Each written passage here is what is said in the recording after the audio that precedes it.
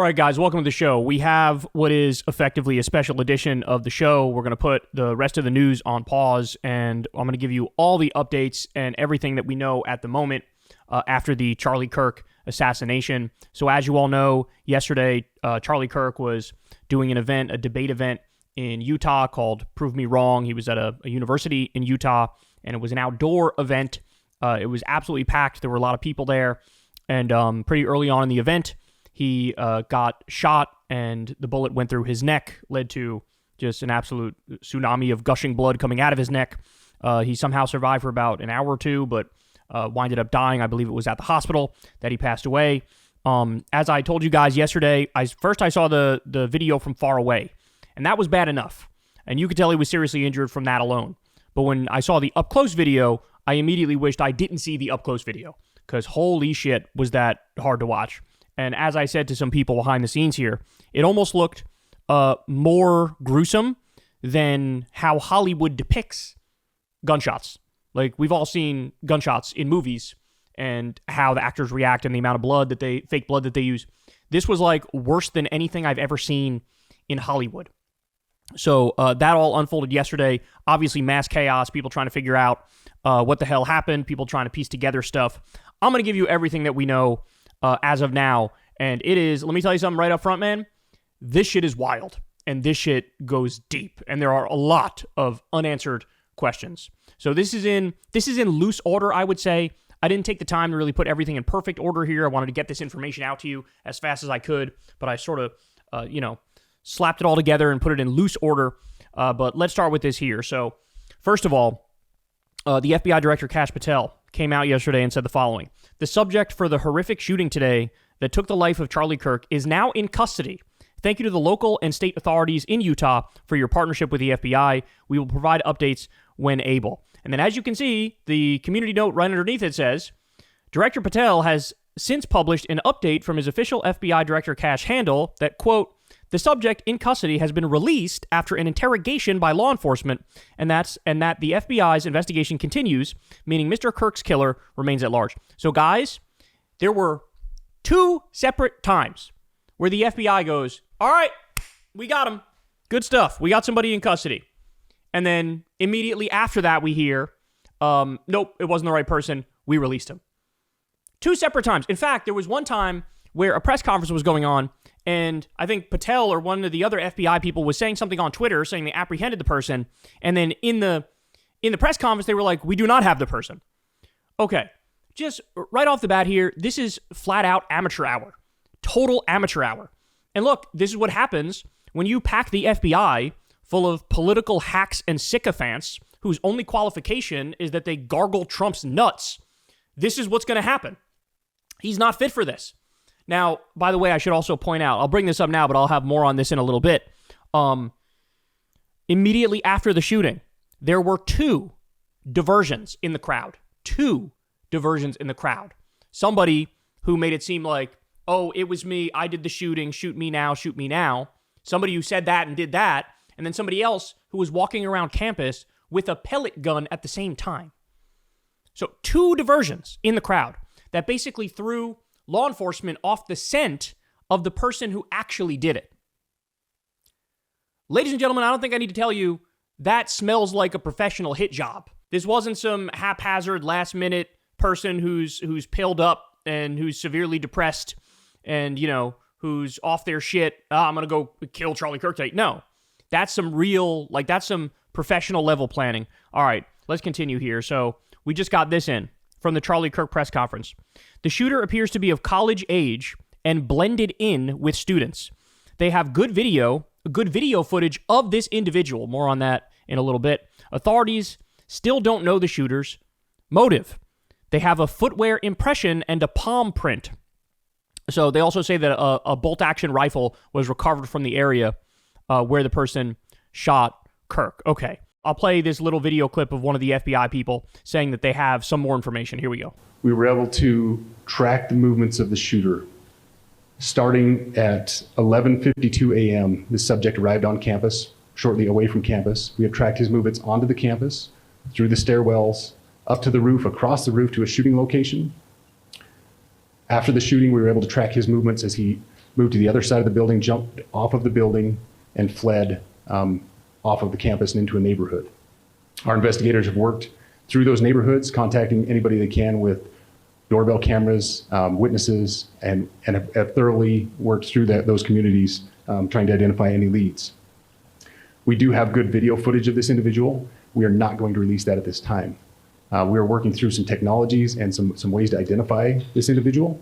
If we are unsuccessful, we will reach out to you as the media and we will push that publicly to help us identify them. But we are confident in our abilities right now, and we would like to move forward in a manner that keeps everyone safe and moves this process appropriately. Okay, so the Wall Street Journal came out. This originated, by the way, from Steven Crowder. But then the Wall Street Journal came out and said, breaking, ammunition engraved with trans and anti-fascist ideology was found inside the rifle authorities believe was used in KIRK's shooting, sources say.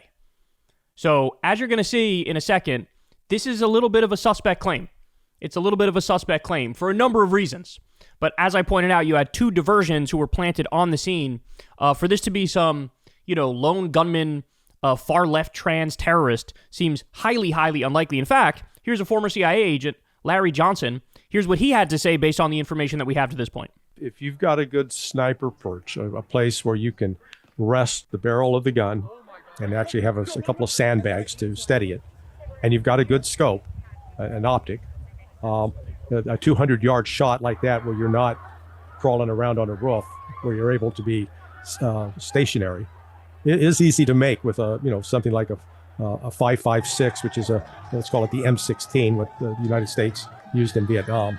There are more modern versions of it, or even a 22. The problem with some have speculated that a 22 caliber rifle, if at that distance over 200 yards, you're running into problems where the bullet would be affected by wind and other atmospheric, so it might not be as accurate. This attack was clearly organized. This was not a random act of violence. They've got to conduct the investigation and figure out where the shot came from.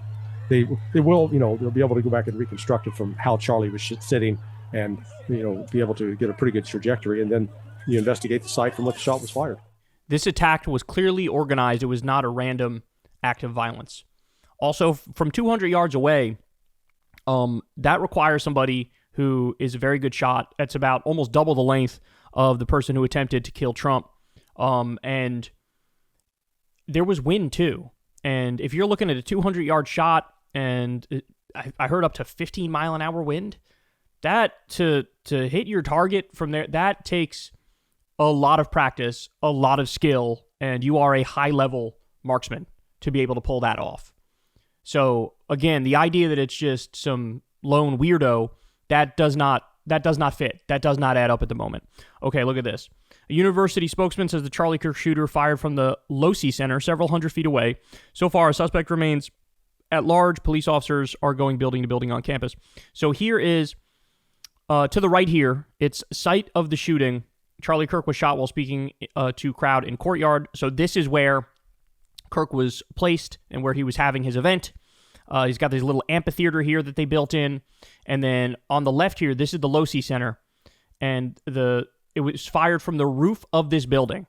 So that's a good distance. That is a good distance away. Again, as they said, about 200 yards. All right, here is, we have a police radio at the time, and they say pretty quickly that the shooter was already off campus. That's what they said. Here we go. Suspect in custody. They've released that individual. Okay. And they're still looking for him. Do they think he's in this building? They're thinking this building right now? No. We have cameras that show that he left campus. Okay, shows cameras that he left campus. Okay. Yeah. Thank you. Yeah, thank you. Bye. Bye.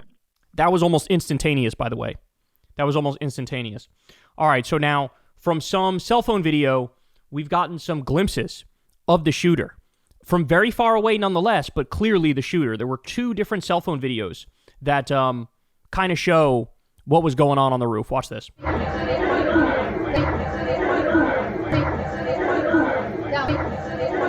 You see? You see that? Look. Way out there in the distance, 200 yards after the shot rings off. Boom. Gone.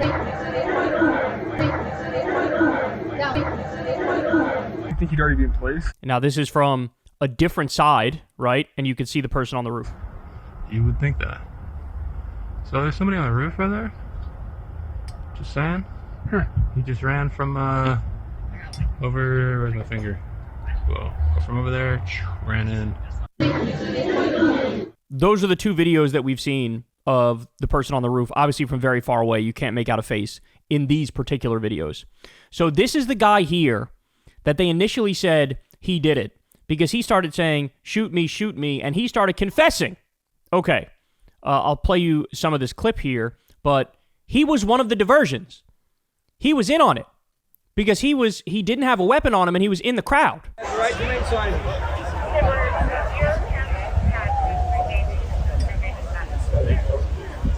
Right to make silence. So this guy knows something. This guy was in on it. Whoever did it planned it out with this guy. Because as soon as Charlie gets hit, he starts screaming that he did it and that you should shoot him. So they kept him in custody for a little bit and released him as soon as it became painfully obvious it's definitely not him. And then here's the other diversion. The FBI just announced they have now released the suspect they had in custody after interviewing him. The suspect had a pellet gun. He was identified by bystanders as the shooter, even though the shooter was on the roof.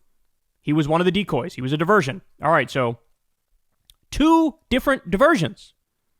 2 diversions. That doesn't happen unless this is highly, highly planned out.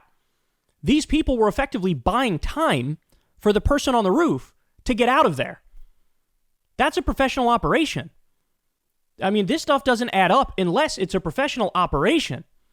And you're also about to see, by the way, how the regime is using this to say, we're going to go all the way. This is our Reichstag fire moment. Quite literally, they're saying that. Wait, I'll play the clips for you later, and it is scary. They're saying, now it's over for the left. We're going to investigate all of their groups. We're going to shut down all of their groups. We're going to go after anybody who says anything we don't like. It's all on the table now. And so it appears like there's not even a genuine attempt to get to the bottom of this. It appears like they're going to settle on, oh yeah, it was some crazy trans person. Forget all the evidence that indicates this was a professional operation. This was some crazy trans person. And now we need to crack down on the entire left across the country. All right, more. This one kind of went viral here. This person says, does this bush look suspicious to anyone? It lines up directly to where Charlie Kirk's tent was and where he was shot. I was very hesitant to post this until I got other opinions on the matter. I spent hours going through photos and videos until I saw this. Top left of the first picture. So here, top left of this picture. Yeah, very top left. You can see, I don't know what that is, but it does kind of look like a bush. Also does kind of look like a person, but obviously the pixels are not really clear enough. That's zoomed in a little bit. This is zoomed in a lot. Don't know, but there was only one shot. There was one shot against Charlie. It hit Charlie, and now he's gone. And so the person who was running on the roof is definitely the shooter. I don't know what this is. This is just I would honestly think some anomaly. By the way, I should also point out, if you watch the shooting in slow motion, which I don't recommend, the bullet actually hits. He's wearing a bulletproof vest, and the bullet actually hits the bulletproof vest and then ricochets up and hits his neck. That's what actually happened. And the crazy thing is, if he wasn't wearing a bulletproof vest, I think he would have survived, because the bullet hit on the right side of his body, kind of high up, almost by his shoulder, not at his shoulder, but almost like right here, right about here on the right side of his body. That, you can survive that one. That's survivable. When it hits his jugular and he starts immediately gushing out all of his blood, that not survivable. Not survivable. Probably dead immediately, or they said it took an hour or two, but I mean, we saw the amount of blood coming out, and it was not something that appeared survivable to the naked eye, to the layman's eye, right? But it's almost like if he didn't have that bulletproof vest on, he would have had a much, much better chance. It hit the bulletproof vest and then ricocheted in his neck.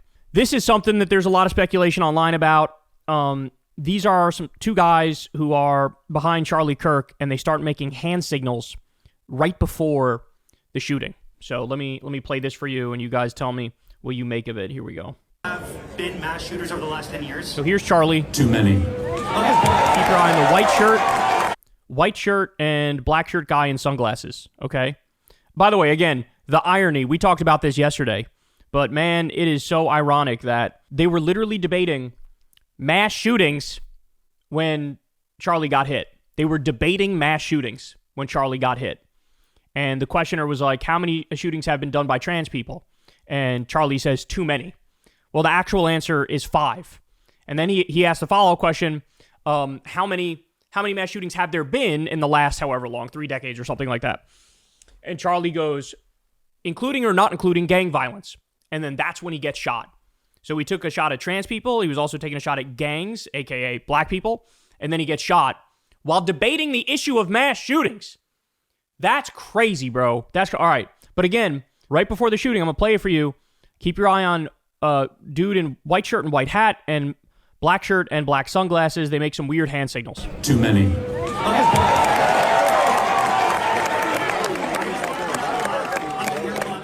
5. Okay, now 5 is a lot, right? I'm gonna give you some credit. Do you know how many mass shooters there have been in America over the last 10 years? Counting or not counting gang violence? Great. Did you see that? I'm going to play it for you one more time. This is like baseball signal 101 type stuff. White dude wearing the white shirt and the white hat.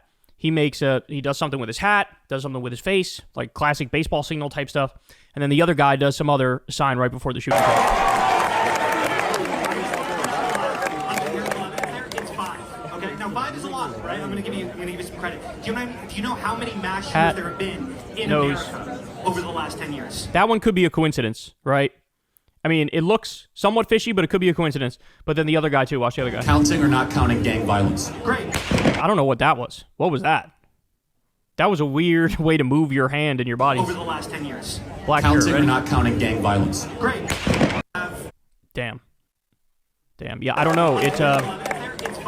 Okay, now 5 it is looks... a lot, right? I'm gonna give you some credit. Do you know how many mass shooters there have been in America over the last 10 years? Counting or not counting gang violence? Great.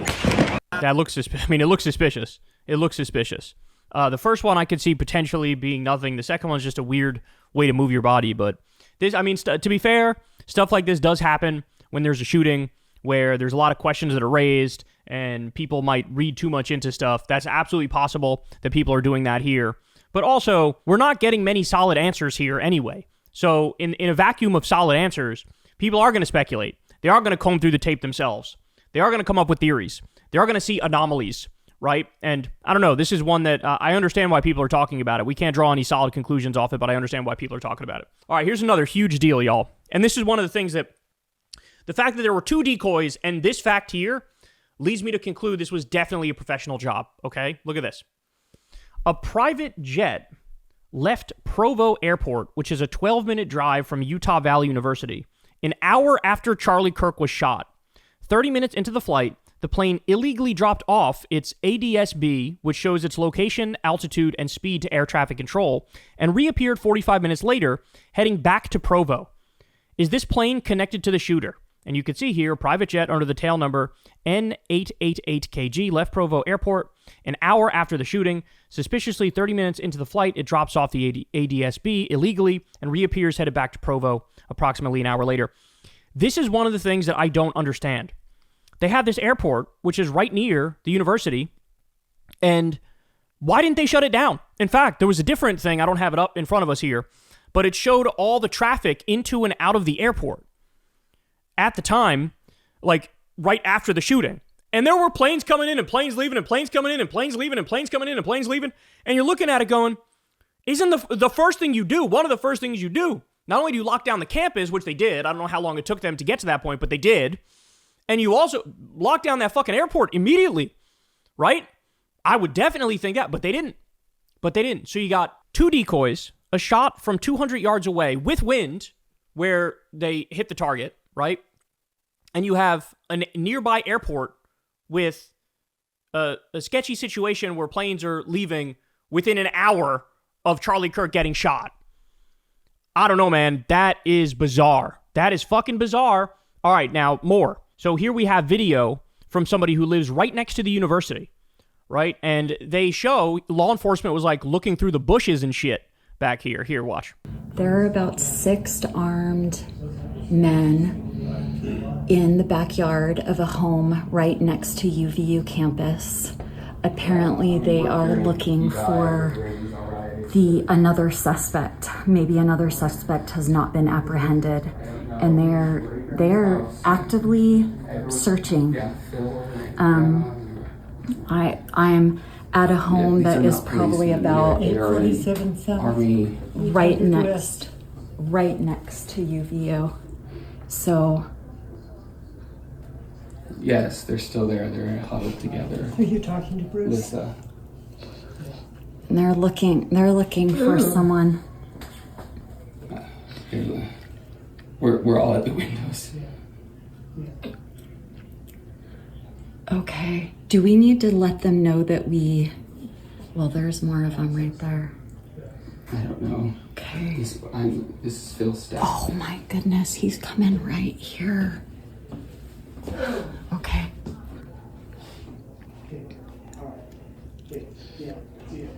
Oh, move away from the windows. Geez, so they were looking in the woods right nearby. All right, now we also have somebody went on Fox News and said the following. Ready? And we all lost, no matter what side of the political aisle you're on, we lost something important in America today. But the case goes on, the investigation goes on. There's a lot of piecing of evidence together. We don't have a shooter tonight. We have a couple leads, a couple people that were released that probably aren't the shooter. There's a couple hot leads. There's a little bit of foreign intelligence. And I think over the next couple of days, we will learn a lot more. And hopefully we will bring to justice the evil person who did what they did to Charlie today. So people are interpreting this as this person saying, oh, it was foreign intelligence that killed Charlie Kirk. No, what he's saying there is we have a couple of hot leads. We have foreign intelligence. In other words, foreign intelligence is helping us find the person. We have some leads from foreign intelligence. That's what he's saying. So I really think this kind of went viral, but everybody was interpreting it as him saying foreign intelligence did the shooting, right? That's not what he's saying. It's possible foreign intelligence did the shooting, but that's not the point he's making. He's saying we have some hot leads, including hot leads from foreign intelligence. But anyway, I still had to play that for you either way. All right, then we get this.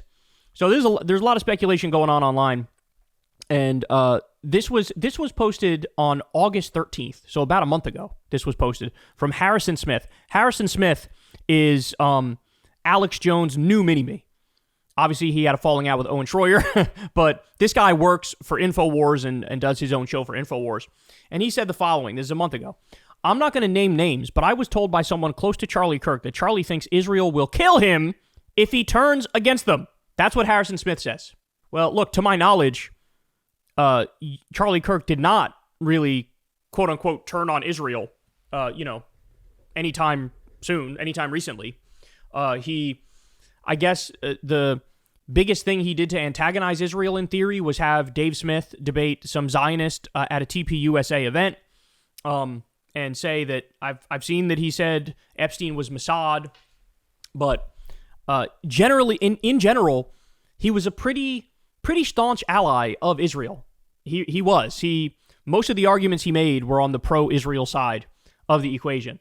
But nonetheless, there are people who are speculating that Charlie Kirk behind the scenes was saying, I feel like Israel will kill me if I turn on them. And then other people are speculating he was planning on turning on them or something to that effect. This is the chatter that's out there. All right, more. I'm not in any way speculating. This is a really important thread because it's amazing to me how many ostensibly political people didn't know this. Ready? I'm not in any way speculating, but I'm actually shocked how few people know that Charlie Kirk has for years been among the most reviled people on the planet by white supremacists, many of whom were radicalized by sustained campaigns painting him as an anti-white fraud. Again, I'm not speculating about the shooter. I just have been stunned by how quickly people have jumped with certainty to partisan conclusions, because in extremism spaces, the Charlie Kirk hater to Nazi pipeline is canon. It's how we got a generation of anti-Semitic extremists. Nick Fuentes literally built his movement attacking Kirk from the right. They turned him into a caricature of all that they detested: full populism, Zionism, anti-white policy, astroturf by billionaires, and the establishment elites who would sell out their race for political power.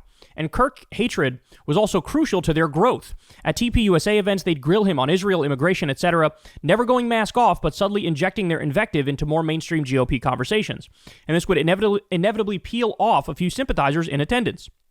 The Groyper War, as they call it, is literally how Nick Fuentes became Nick Fuentes. It's how a generation of angry young men took their first step into the fascist rabbit hole. For many, it was as simple as starting to question why Charlie Kirk wouldn't say XYZ about ABC.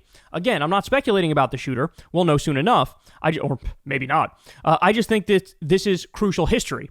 If it doesn't help us understand the events of today, it certainly will help us understand 2 and 5 and 10 years from now. One clarification: in my first tweet, I meant to say had, not has been reviled for years. Over the last few years, KIRK steadily moved further and further right and was openly talking about great replacement theory, Christian nationalism, and other once fringier things. Yeah, so again, this is something I knew about, but it's really shocking how few political people knew about this. Charlie KIRK was kind of at war with Nazis, people to his right, who accused him of being a sellout and being a fraud and being a fake, being a phony. And, you know, all the assumptions of like, well, obviously this had to be some like insane left-winger. And it's like, how do you not follow this stuff and you're commenting on what it could be? Like, this was the first thing that popped to my mind. The first thing that popped up to my mind was, oh, he was fighting a lot with Nazis, right? So, but again, that we still don't know. We still don't know. And to me, the most convincing evidence at the moment is that this was definitely highly planned. That's the one thing I'm certain of, is that this was highly planned. This was very professional, which makes it unlikely that it's either a trans shooter or a Nazi shooter, if I'm being honest with you. Then we have this. This is creepy as fuck. No wonder this investigation is in disarray. The senior agent who led that region was forced out recently. This is why institutions have career staffers who aren't partisan and that you don't kick out every administration. We can't purge and politicize our infrastructure. So yeah, the special agent in charge in Salt Lake City, Utah, Maytab Syed, is being forced out just 6 months after being appointed in February for reasons that are not clear. Associate Deputy Director J. William Rivers, who works for Bongino and Patel, told Syed she wasn't a good fit for the office, which covers Utah, Idaho, and Montana. He offered her a lower-level job in the FBI's Huntsville, Alabama facility, but she has decided to retire. So they forced out the person who's the head of the FBI in this region, and now they don't know what the fuck to do. They're scrambling when it comes to this investigation. They really have nothing, bro. They really have nothing so far. Here we have an eyewitness who talks about what he saw, and this is one of the reasons that we know the decoy was indeed a decoy. Listen to this. After I got done talking to him, I really couldn't exit because there's such a big crowd. So I turned around, and like 10 to 20 seconds later, after I got done talking to Charlie, I saw that he was shot in the neck and that he was squirting blood everywhere.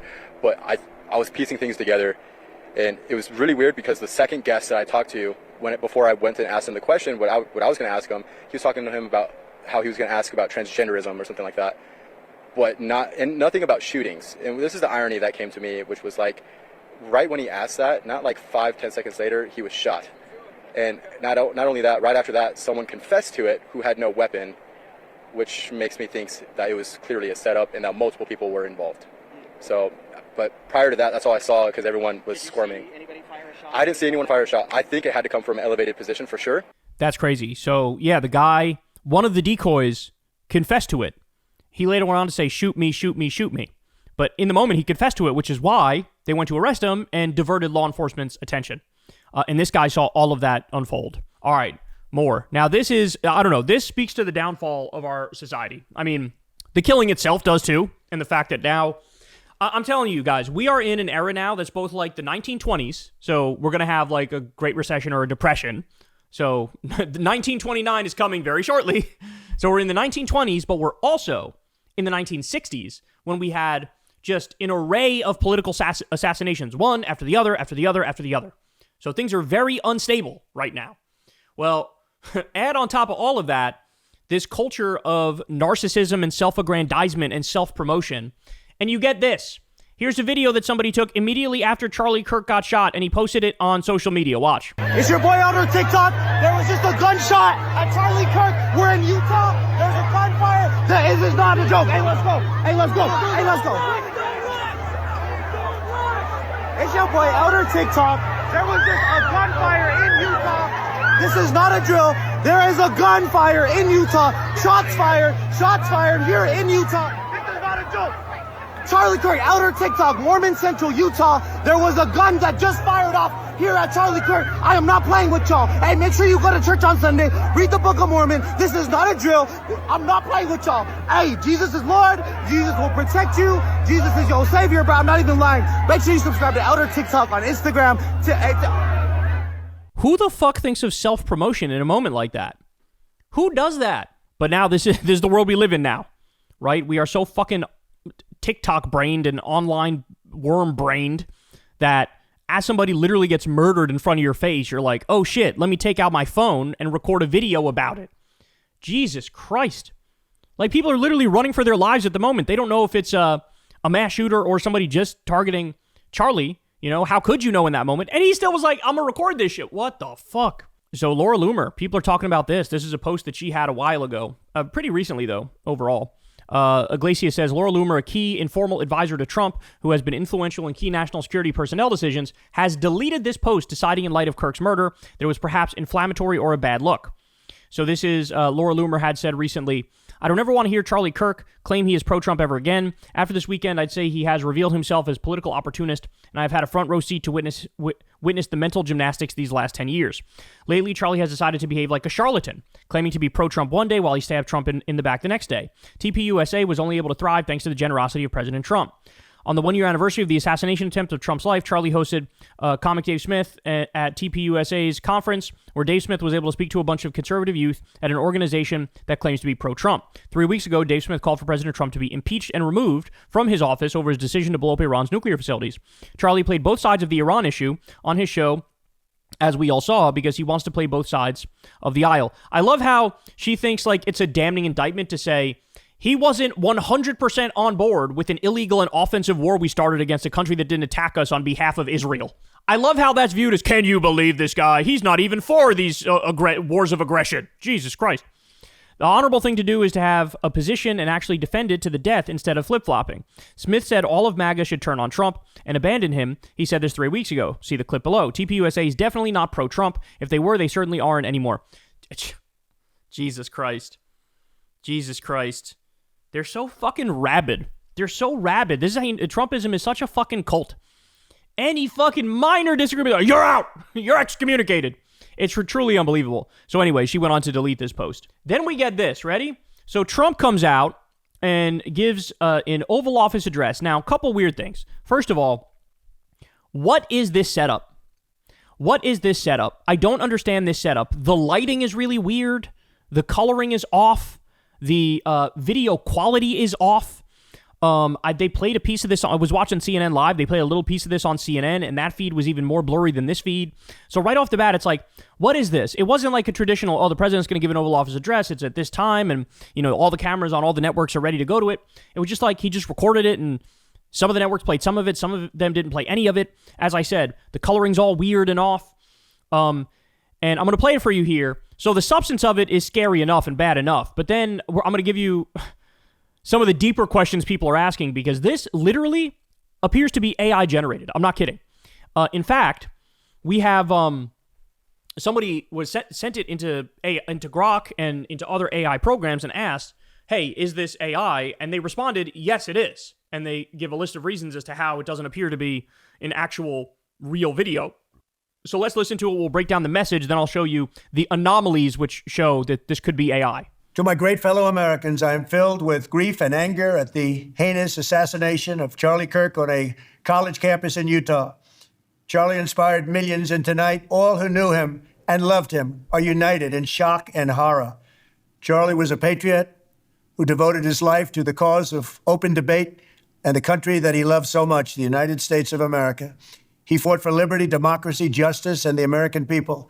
He's a martyr for truth and freedom, and there's never been anyone who was so respected by youth. Charlie was also a man of deep, deep faith, and we take comfort in the knowledge that he is now at peace with God in heaven. Our prayers are with his wife, Erica, the two young, beloved children, and his entire family, who he loved more than anything in the world. We ask God to watch over them in this terrible hour of heartache and pain. This is a dark moment for America. Charlie Kirk traveled the nation, joyfully engaging with everyone interested in good faith debate. His mission was to bring young people into the political process, which he did better than anybody ever, to share his love of country and to spread the simple words of common sense. On campuses nationwide, he championed his ideas with courage, logic, humor, and grace.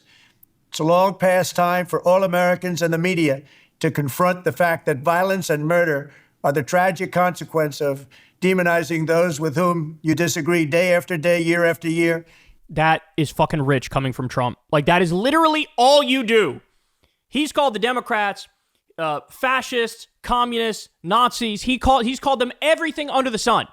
Never mind flat out calling for violence against them from time to time, right? So I just, this is part of the discourse now that's driving me crazy, is the right pretending like there's nothing but violent rhetoric coming from the left, and, you know, us, we're special little snowflakes who've never done anything wrong on the right. And it's like, bro, you are the one who inflames tensions on a daily basis, but we're not done. This gets worse. In the most hateful and despicable way possible. For years, those on the radical left have compared wonderful Americans like Charlie to Nazis and the world's worst mass murderers and criminals. This kind of rhetoric is directly responsible for the terrorism that we're seeing in our country today. It's just so, like, if you actually believe this and you were going to hold that standard up objectively, Trump would fucking resign and be like, you know what? My rhetoric has been too divisive. I've been too aggressive against my political opponents. I crossed the line a number of times. But no, it's always like, when we do it, it's fine. When they do it, it's fucking not, right? And again, I haven't heard anybody I haven't seen any direct calls and threats for violence against right-wing pundits. I haven't seen that. That's totally made up. Must stop right now.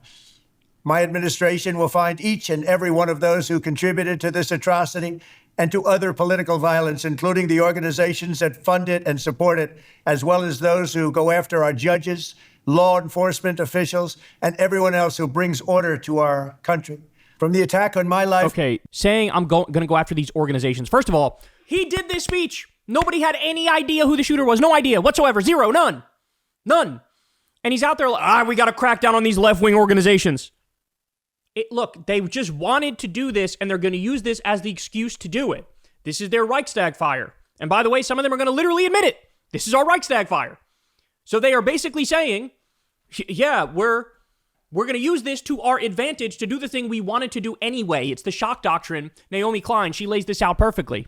You have this pre-existing agenda. You want to take down every left-wing group. You want to get rid of any opposition you have in the country, and you're going to use this as the excuse to do that. In Butler, Pennsylvania last year, which killed a husband and father, to the attacks on ICE agents, to the vicious murder of a healthcare executive in the streets of New York. Oh my God, lumping that in with this? Oh my God. He said to the attacks on ICE agents. Are you kidding me? How about the people being attacked by ICE agents, the masked Gestapo thugs who sent people to literal concentration camps in El Salvador? Yeah, by the way, people being raped over there, tortured over there, innocent people. No, it's the ICE agents are the victims. To the shooting of House Majority Leader Steve Scalise and 3 others. Radical left political violence has hurt too many innocent people. By the way, hang in there because I have the actual numbers on left-wing violence versus right-wing violence coming in a little bit. And suffice to say, it's the exact opposite of what he's saying. He's trying to highlight all the ones that he can make a stretch of an argument that, this is left-wing violence. Totally ignoring all the ones that are right-wing violence, and there's more of them. And also, one just happened in June, and he didn't even bother to fucking call, Tim Walz, the governor of Minnesota, to say, I'm sorry for your guys' loss. I know multiple Democratic politicians got murked down there by a right-wing terrorist who loved MAGA, by the way. And taken too many lives. Tonight, I ask all Americans to commit themselves to the American values for which Charlie Kirk lived and died, the values of free speech, citizenship. As he's saying, I'm going to crack down on my political opponents and go after these groups over the murder of Charlie Kirk, even though they had nothing to do with it. He's like, we got to support the value of free speech. Well, then don't go after groups that had nothing to do with the killing of Charlie Kirk. Oh, my God. Oh, I'm going to lose it. The rule of law and the patriotic devotion and love of God. Charlie was the best of America, and the monster who attacked him was attacking our whole country. An assassin tried to silence him with a bullet, but he failed because together we will ensure that his voice, his message, and his legacy will live on for countless generations to come. Today, because of this heinous act, Charlie's voice has become bigger and grander than ever before, and it's not even close. May God bless his memory, may God watch over his family, and may God bless the United States of America. Thank you. Okay, so as I'm sure you saw, this was a weird video. His hands didn't move for pretty much the entire thing. The lighting is all off.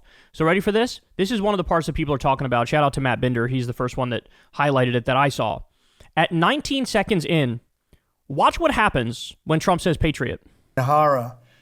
Charlie was a patriot. Nahara. Charlie was a patriot.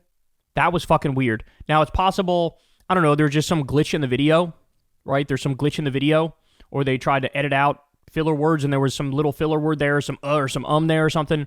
But Look at the way his body moves when he says patriot. This looks like it's some AI shit, and it glitched out, right? Watch. Nahara. Charlie was a patriot. Nahara. Charlie was a patriot. What was that? What is that? Charlie was a patriot. Nahara. Charlie was a patriot. Jesus. Nahara. Charlie was a patriot. Nahara.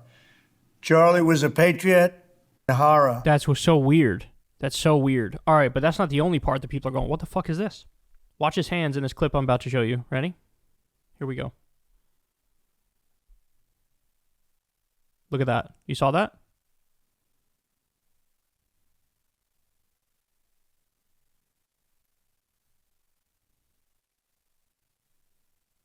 It's like the hand shrinks. What the fuck is this?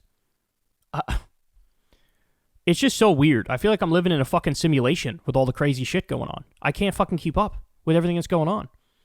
Why does it look like they're fucking doing an AI deepfake of the president? I don't get it. And meanwhile, he's at some 9/11 memorial today. He looks horrible, by the way. He looks horrible. He's sitting there like fucking literally falling asleep at this 9/11 memorial. But he's out there today. Why would... Like, what is this with this Oval Office address? Why was the coloring weird? Why was it not HD? Why were the hands fucked up? Why is the voice not right? Why? Like, I don't understand what's going on. Jesus Christ. All right, so now let's get to some other reactions. Elizabeth Warren asked about this. Hey, should Democrats turn down the temperature? Here's what she says. Oh, please. Right. Why don't you start with the President of the United States? Right? And every ugly meme he has posted and every ugly word. So she's disgusted with the question, basically. Oh, really? You're saying that it's liberals and Democrats and leftists who've been leading to the downfall of this country in terms of the rhetoric going over the top, being too violent. It's like, you got to be kidding me. Everybody knows who opened that fucking door. Everybody knows. And again, as I said, there's nobody called for violence against Charlie Kirk. There's nobody who called for violence against Charlie Kirk. We disagree with Charlie all the time. We've done videos going after Charlie for specific issues. Nobody's calling for violence. That's not a thing. If you want to hear violent rhetoric, you know where to find it. And it ain't on the left. It is not on the left. So you could tell she's actually disgusted by this question. Like, she's actually like, excuse you? Really? You're going to ask that question now? Oh, please. Right. Why don't you start with the President of the United States? Right? And every ugly meme he has posted and every ugly word. All right, more. So here's Zoran was doing an event and talked a little bit about the killing of Charlie Kirk. Here we go. Before I begin, I do want to take a moment to address the horrific political assassination that just occurred today in Utah. Charlie Kirk is dead, yet another victim of gun violence in a nation where what should be a rarity has turned into a plague.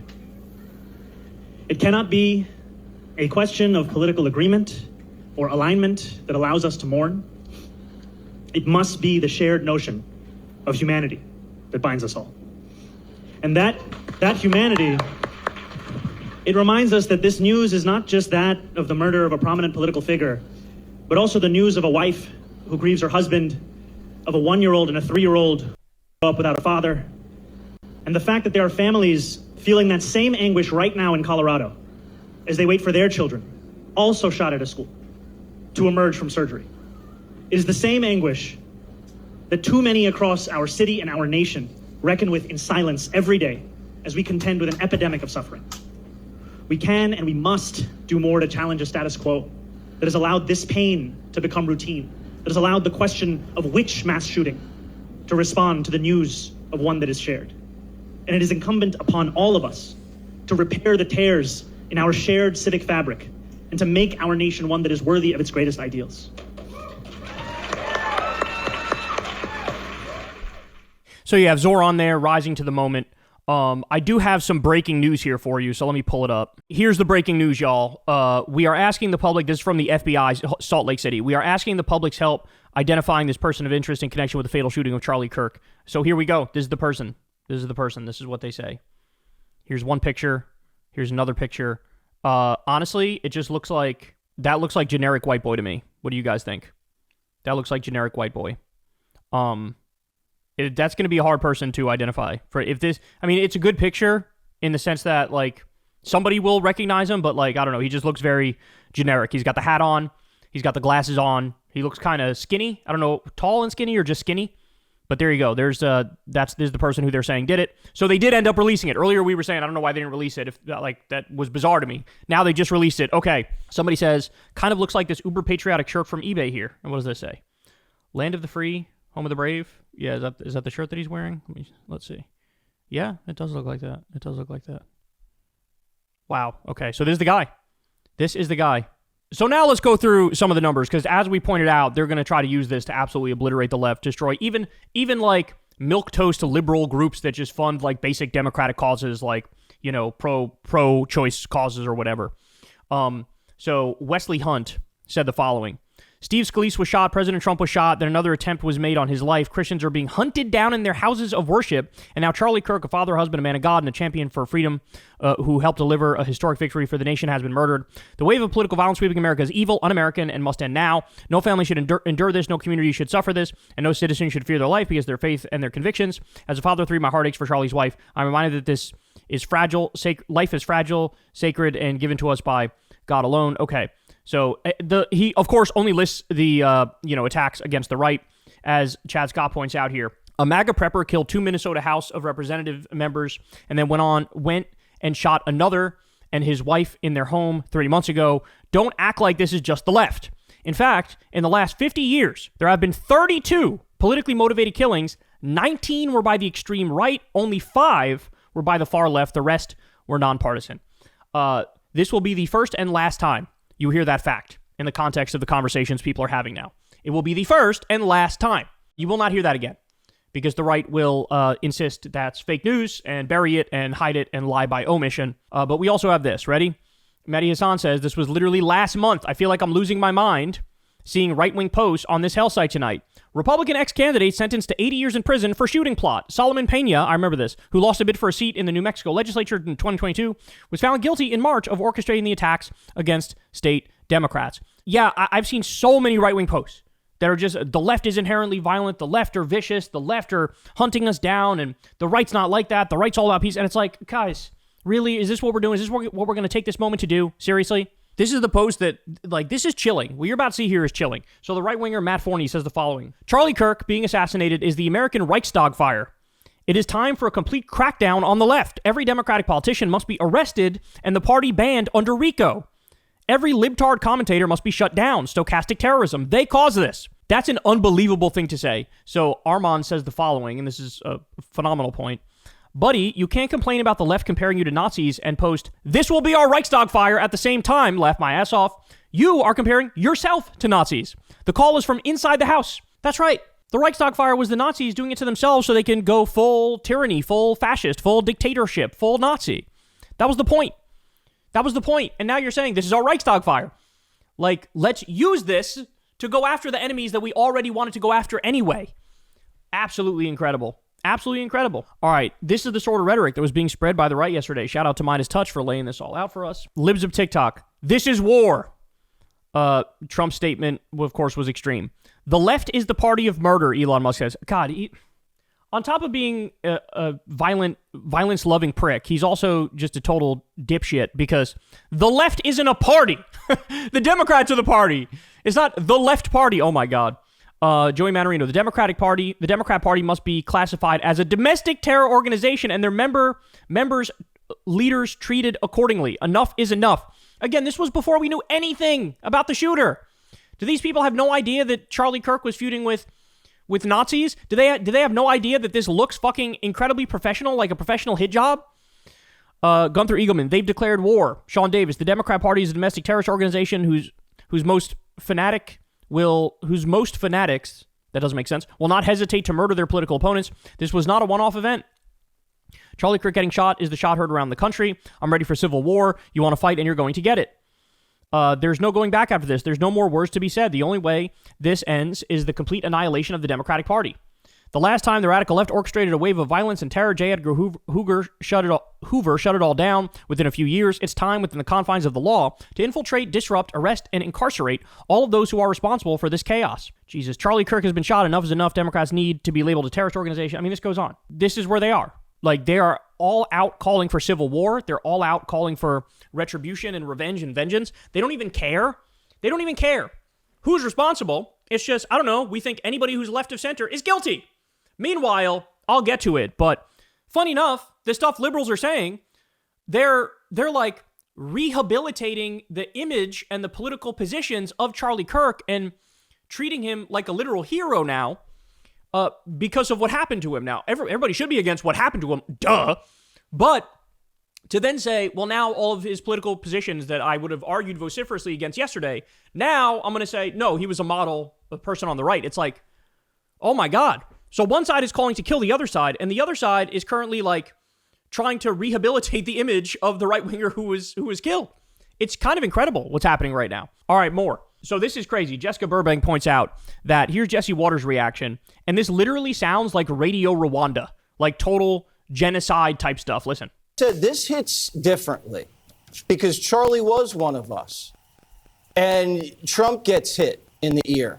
Charlie gets shot dead. They came after Kavanaugh with a rifle to his neighborhood. They went after Musk's cars. They just shot 2 Jews outside the embassy. Think about it. Scalise got shot, barely survived. It's happening. You got trans shooters. You got riots in LA. They are at war with us. Whether we want to accept it or not, they are at war with us. And what are we going to do about it? How much political violence are we going to tolerate? And that's the question we're just going to have to ask ourselves. Now, Charlie would want us to put as much pressure on these people as possible. Dana nailed it. This is unacceptable and has to stop. And it has to stop now. And everybody's accountable. And we're watching what they're saying on television and who's saying what. The politicians, the media, and all of these rats out there.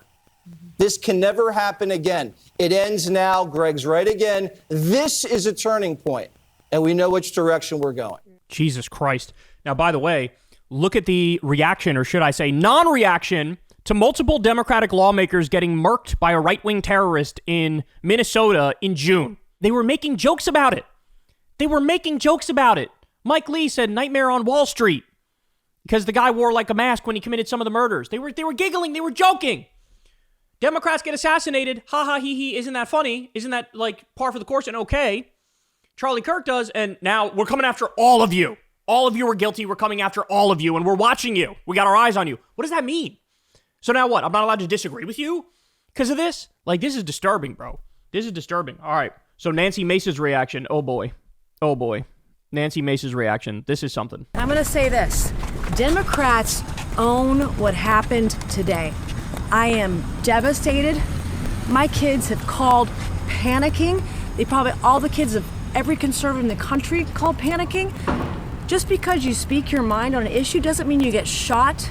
Then by that logic, do Republicans own the shooting of the 2 Democratic lawmakers in Minnesota?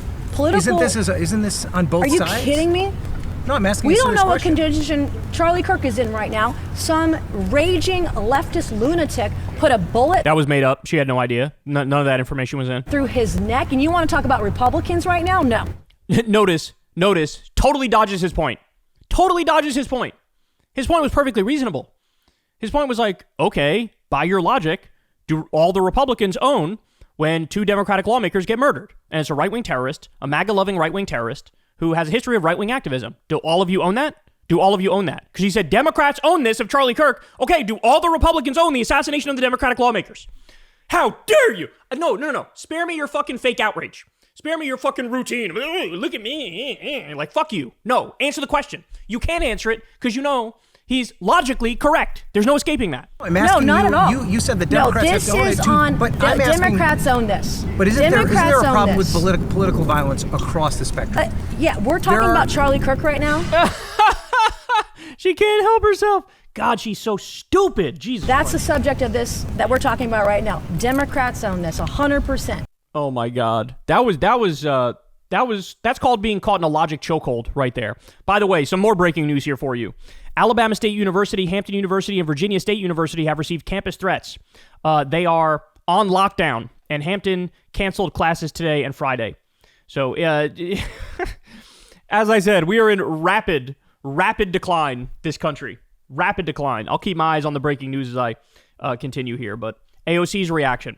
So AOC was asked about this. She sort of popped off here. Let's watch. I mean, I think what has just transpired is tremendously disturbing. It is the latest evolution and instance of political violence in the United States, and it must end. Congresswoman, what message do you have to your fellow lawmakers regarding the political environment? What message do you have to your fellow lawmakers regarding the political environment and the rhetoric that has been put out in the media? You know, beyond rhetoric, we need to talk about action, and we need to talk about, yes, there are words, but most importantly, we are in a job of leadership. We are in a job of action. We are in a role and a position where the American people are looking to us to do something about this. And every single day, people are dying due to gun violence in America. And every single day, there are people in this building that continue to vote against doing anything. They vote against universal background checks. They continue to support legislation and also remove any way to block the mentally ill, to block extremists, to block people with histories and records of domestic violence from getting guns in their hands. So are we going to do something about this or not? We have a political assassination that happened at the same time as a school shooting where children are dying on the same day, a week after a shooting at a Catholic school where children were gunned down while praying. Are we going to do something, or are we going to argue over rhetoric? That is my question about this. We have to pass gun safety legislation and stop this. What one congresswoman was saying it was yelling at Republicans and it was Democrats' fault. Democrats did this. That's what people never say. I mean, people can finger point all they want. Look at the record. Look at the actions of what we are doing. I don't think a single person who has dedicated their entire career to preventing gun safety legislation from getting passed in this House has any right to blame anybody else but themselves for what has happened. We have to stop this. We can stop this. And why don't we start by acknowledging that basic common sense gun safety legislation is not taking away a gun, is not attacking the Second Amendment, but it is about ensuring the safety of our children, of women, of people across this country, to ensure that guns and firearms do not get in the hands of people who are going to use them against human beings, period. Domestic violence is one of the highest indicators of whether a person is going to kill someone else with a gun or not. There are so many other indicators, and I think it is so deeply important that when a politician tries to blame words for inaction, they need to look at their action and their record. Enough of this. This is horrific. This is awful. And the assassination of Charlie Kirk risks an uncorking of political chaos and violence that we cannot risk in America. We cannot risk it. Congressman, given the political terms, are you worried about holding events in public now? I think that, of course, it's a natural consequence to see this and to be worried about this. And I think, but what is most important is the fact that we've gotten to this place, and we need to figure out what we can do to ensure that every American can feel safe going to a public event. Thank you. So AOC really standing up and swinging hard there for gun control. That's it. Look, it's a fair reaction. It's a fair reaction. I will say, though, based on the evidence I've seen to this point, I really think this was highly organized. I really think this was a professional hit, which would indicate that it was, some intelligence agency or something that did it, which is, I know it's kind of crazy to say, but that's where, when you have two decoys, when you have a plane that takes off within an hour, and the fact that they still didn't have many leads, it took them hours and hours and hours to get any leads whatsoever. I mean, it looks to me like something that's professional, so I don't know how much in this particular instance gun control would have helped, but I respect and appreciate that that's what she's talking about, especially because there was another mass shooting yesterday. And as I just said, we have multiple threats of mass shootings today. So that is still an issue that should be front and center, regardless of what happened in this particular case. That is still an issue that should be front and center. All right, so this was Hassan Piker reacting in real time. He was supposed to debate Charlie Kirk on September 25th, and this is him getting the news in real time and what his reaction was yesterday. There is a closer footage of Charlie Kirk getting shot in the neck here as well, where you can oh, he's dead. Oh my God, he's definitely dead. Oh my God, I can't believe I just saw that. Oh my God. Oh my God. Oh, he definitely got shot in the neck. Oh my God. Oh, fuck.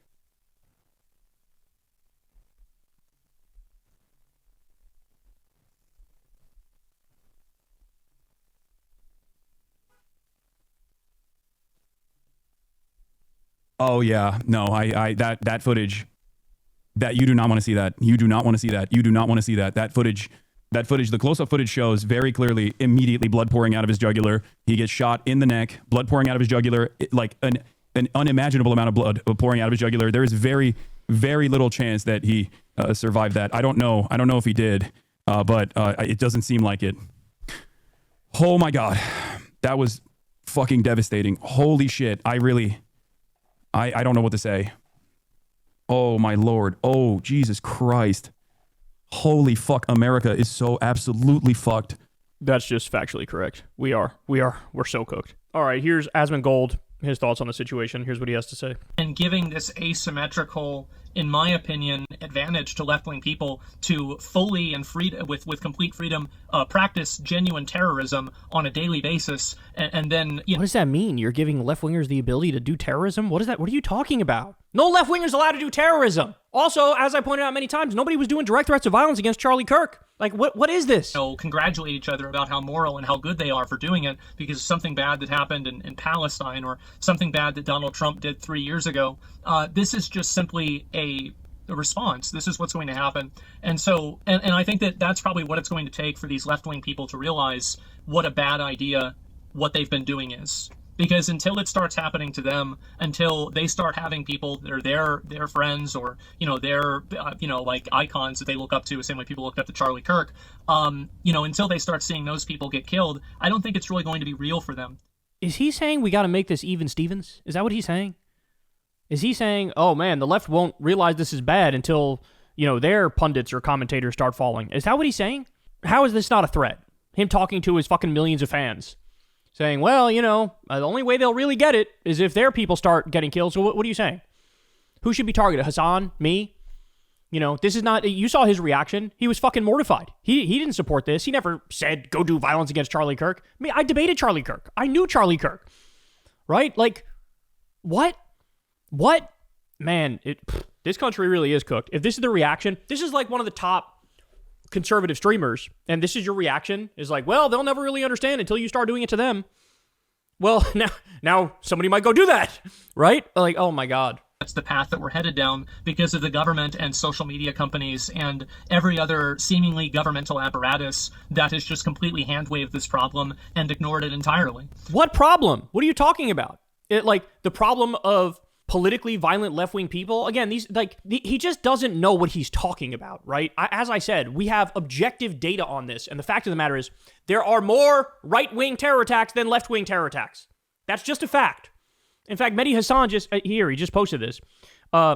He had a list in a different article he had done, and he's just reminding everybody, like, hey, before you start pretending like the entire left is violent and the entire right is fucking, peace-loving, the man who targeted and killed Democratic state lawmaker Melissa Hortman. He was a right-wing terrorist, big-time Trump supporter, right-wing activist. The man charged with the attempted assassination of Josh Shapiro. Remember, they tried to blow up his house or something. Trump supporter. The man convicted of orchestrating a series of shootings at the homes of 4 Democratic elected officials in New Mexico in 2022. Trump supporter. The man who tried to kidnap then Democratic House Speaker Nancy Pelosi and assaulted her husband, Paul. That was a Trump supporter. The men who wanted to hang Mike Pence, Trump supporters. The man who killed the son of Obama-appointed district judge Esther Salas in 2020, Trump supporter. The man who sent pipe bombs to the homes of Barack Obama, Joe Biden, and Hillary Clinton in 2018, Trump supporter. The man who killed left-wing activist Heather Heyer after driving his car into a crowd of protesters in Charlottesville in 2017, Trump supporter. I don't want to play this game. I don't want to play this game. Let's not do that. Because again, statistically and quantitatively, the left is going to win this game every single time. There is more right-wing violence than left-wing violence. It's just a fact, right? But let's not do this. Let's not do this at this moment. This seems like a bad idea. And again, also, just the jump to conclusions where they just, well, of course, it's some left-wing killer. Again, I don't know about you guys. I've never seen some schlubby, far left killer who had multiple decoys and there was a plane that was taking off within an hour of when they got shot. And the person fucking disappeared off the map. like shot from 200 yards away with 15-mile-an-hour wind. That seems pretty fucking professional to me. But no, it's all take the bait for the partisan fucking slop is what we're looking at here. Oh wait, I wasn't done yet. Oh Lord help us. Lord help us, more Asmongold. So the death of Charlie Kirk and the assassination of him should not come as a surprise to anyone. This should be something that everybody could have expected. All you had to do is read Twitter for an hour and you could have told me this would have happened, of course. Same with Reddit. And until that core problem is addressed, you will continue to see a rapid decline in any type of social discourse. And I'm actually kind of afraid to see what's going to happen next, because I think it's just going to continue getting worse, and I don't see the reason for it to stop. So he's basically trying to say, like, all the left-wingers are violent. Look, I've been on all my social media lately, and it's maybe 1 out of every 30 comments is somebody on the liberal side or the left side reacting callously. I really don't see a lot of that. What I really see a lot of is virtually every major right-wing pundit is going full like, hey, it's time for civil war. Let's go after all these sons of bitches on the left. That's what I say. In fact, you're not going to hear Asmongold talk about what Jesse Waters said. You're not going to hear Asmongold talk about this, what Mark Levin said. Here we go. They know that this is a double-edged sword, that if this becomes the norm, and it is becoming the norm, they tried to kill our president twice. They killed... They. That was a registered Republican, by the way. Kirk, they assassinated Charlie Kirk? Are you kidding me? Are you kidding me? No, the way you put an end to this is to put an end to it. That's how you put an end to it. And people talk about there wasn't enough security. You got a guy shooting from 200 yards with a high, powerful rifle. You're never going to have enough security to stop somebody like that unless you stop them up front. So they, again, that was a registered Republican who went after Trump. 1 teen is dead after a student fired on schoolmates at Evergreen High School in Colorado, injuring 2 before shooting himself. So this was the other mass shooting that happened yesterday, school shooting that happened yesterday, as the assassination of Charlie Kirk also happened. Now look, this is stuff, I mean, I don't want to do this. I don't want to talk about this. I don't want to talk about this. This is stuff he said. This is stuff this man has said. And he was wrong. This stuff is wrong. And I wish he could be here to say, you know what, maybe I miscalculated on that one. Charlie Kirk on mass shooting victims. We cannot allow them to emotionally hijack the narrative. I mean, I think the emotions of school shooting victims or their family members, I think that matters. He said something about, I don't like the word empathy. The word empathy is made up, like basically echoing the new sentiment of like, oh, toxic empathy is what's killing the West. And it's like, I don't know, man. First of all, if you're a Christian, you should never agree with that. But all these people say they're Christians and they agree with that idea. And second of all, like, yeah, we should care about the suffering of others and the pain of others. And we should try to create a society that limits that, minimizes that, eliminates that as much as humanly possible. We should have always cared about what these family members were saying of people who got killed in school shootings and mass shootings, people who happened to survive mass shootings. I mean, Gabby Giffords to this day is still impacted because somebody tried to kill her, assassinate her, a politician. Like, we should fucking care about this stuff. So, I don't know, man. I take no pleasure in going through some of this stuff. Almost 7,000 people signed a petition trying to stop Charlie Kirk from speaking at Utah State. This is incredibly ironic because effectively what's being said here is that cancel culture could have saved Charlie Kirk's life.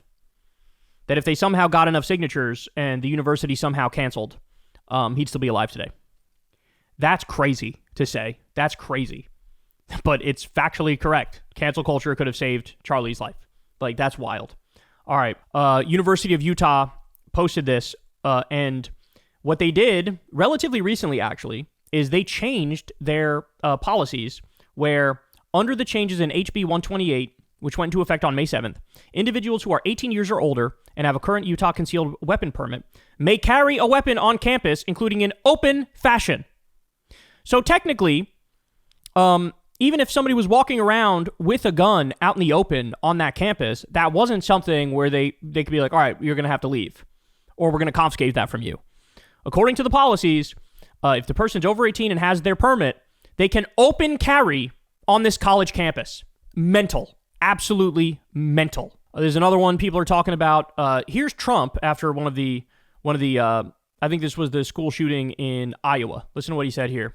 It's horrible to see that happening. That's just horrible. Surprising to see it here, but have to get over it. It's horrible. We have to get over it, he said. We have to get over it. This was after the killing of the Minnesota politicians. Ready? Trump says he won't waste time calling Minnesota governor after slayings. He won't waste time after multiple Democratic politicians were killed by a rabid Trump supporter. This was Charlie Kirk after Paul Pelosi got assaulted. I mean, I'm looking at Politico.com. I'm looking at the New York Times. I'm looking at all these places, and there's a little bit of mention here. For example, Politico says top Republicans reject any link between GOP rhetoric and Paul Pelosi assault. Of course you should reject any link. Why is the Republican Party, why is the conservative movement to blame for gay schizophrenic nudists that are hemp jewelry makers breaking into somebody's home, or maybe not breaking into somebody's home? Why are we to blame for that exactly? And why is he still in jail? Why has he not been bailed out? By the way, if some amazing patriot out there in San Francisco or the Bay Area wants to really be a midterm hero, someone should go and bail this guy out. I bet his bail's like $30,000 or $40,000. Bail him out and then go ask him some questions. Bail out the guy who assaulted Paul Pelosi and nearly killed him. President Trump announced he will posthumously award Charlie Kirk the Presidential Medal of Freedom, the nation's highest civilian honor. So he's given it to Rush Limbaugh. Now he's giving it to Charlie Kirk. Here is Ezra Klein. Remember I said that there are some liberals who, they're not just doing the obvious thing, which is, hey, man, I don't agree with political violence. It's wrong. This is immoral. I condemn this completely. They're not just doing that. They're going further, and they're effectively aiding in rehabbing the image of Charlie Kirk and effectively like agreeing with him where there should be no actual agreement.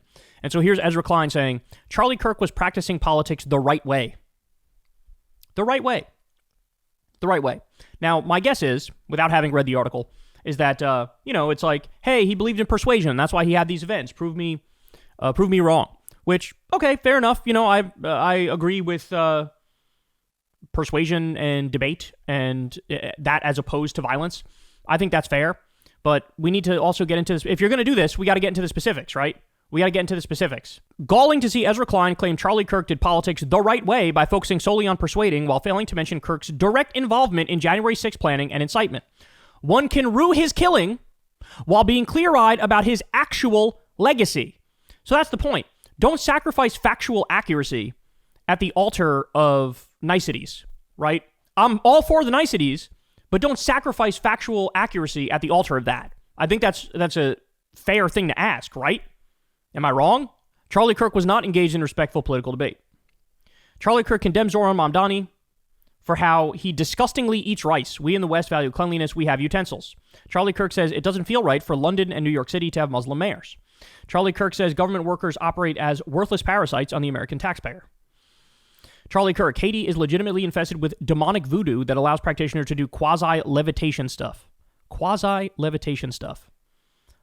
Here's just some more of his positions. Gay people should be stoned to death. Most people are scared when they see a black pilot flying a plane. Taylor Swift should reject feminism and submit to her husband. No one should be allowed to retire. Leftists should not be allowed to move to red states. British colonialism was what made the world decent. The guy who assaulted the Pelosi's should be bailed out. Religious freedom should be terminated. Multiple black politicians stole white people's spots. MLK Jr. was a, quote, awful person. The great replacement theory is reality. Hydroxychloroquine cures COVID. Vaccine requirements are medical apartheid. Gun deaths are acceptable in order to have a Second Amendment. Women's natural place is under their husband's control. Parents should prevent their daughters from taking birth control. George Floyd had it coming. The January 6th protesters didn't. The 1964 Civil Rights Act was a huge mistake. Encourage parents to protest mask mandates. Mamdani winning in New York is a travesty because Muslims did 9/11. Muslims will only come to America to destabilize Western civilization. Palestine doesn't exist, and those who support it are like the KKK. So as I said, this is the guy. They found the guy. This is the guy right here. And also, Clay Higgins comes out, Representative Clay Higgins. He says, I'm going to use congressional authority and every influence with big tech platforms to mandate immediate ban for life of every post or commenter that belittled the assassination of Charlie Kirk. If they ran their mouth with their smartass hatred, celebrating the heinous murder of that beautiful young man who dedicated his whole life to delivering respectful conservative truth into the hearts of liberal enclave universities, armed only with a Bible and a microphone and a constitution, those profiles must come down. So I'm going to lean forward in this fight, demanding that big tech have zero tolerance for violent political hate content. The user to be banned from all platforms forever. I'm also going to going after their business licenses and permitting their businesses will be blacklisted aggressively. They should be kicked from every school, and their driver's licenses should be revoked. Jesus. I'm going to cancel with extreme prejudice these evil, sick animals who celebrated Charlie Kirk's assassination. I'm starting that today. That is all. So here's the thing, Representative Clay Higgins. If you're going to have this mindset and create a rule that says any celebration of political violence gets you an insta-ban, period, there will be more right-wingers banned than left-wingers. That is just a fact. That is just a fact. If you're going to create a rule, the rule has to be even-handed. It has to apply to both sides. There will be more right-wingers banned as a result of that rule. Now, theoretically, they could just rig it, right, and say, only left-wingers who celebrate violence or liberals who celebrate violence, they are the only ones that count. So we'll ruin their lives, but if you're a right-winger who celebrates violence, which, by the way, would make you the president of the United States and many other politicians on the right, that's okay. But, they don't care about even-handedness and fairness and objectivity, so perhaps they would destroy the lives of people on the left who celebrated the violence but wouldn't touch anybody on the right who did it, which, by the way, I just showed you a bunch of clips of a bunch of people on the right doing exactly fucking that. But no, there's no going after that, right? So they're calling for violence, right? They're calling for violence against the left right now. Many of them are. By the way, I should also point out this guy, Clay Higgins, has endorsed the use of firearms for political confrontation. He has appeared at rallies hosted by the Oath Keepers and the Three Percenters, which are militia groups that advocate violent action against the U.S. government. In 2020, he posted on Facebook that he would, quote, drop 10 of you where you stand, suggesting that he would use a gun to end the lives of protesters from a left-wing group who were also armed. Should you be banned yourself, buddy? Outright calling for violence, political violence, should you be banned yourself? Wait, you're saying people who celebrate political violence is bad enough. You were worse. You threatened political violence. That's a degree worse. Should you be banned? My guess is he would say, fuck no. I should never. When we do it, it's okay. When you do it, it's not okay. Absolutely crazy, man. Absolutely crazy. So there you have it. There are all your updates at the moment. So just to recap real quick, my feeling at the moment is based on the fact that there were not one, but two decoys. Based on the fact that you had these planes coming and going from an airport that's right next to the college, and one taking off within an hour of the shooting. Based on the fact that it was a 200-yard shot with wind as well. This looks to me like a professional job. So a lot of the chatter where they're now going to try to make it, it's already clear what the regime is going to use this to crack down on liberals and leftists. That's very clear. That is very, very clear. But all the talk to try to narrow this, like it's one crazy trans person or something, which appears to be where they're going with it. I think that's bullshit. Because this appears to be a truly professional job based on the evidence that we have to this point. And we basically have the Keystone Cops trying to go after the person who did it.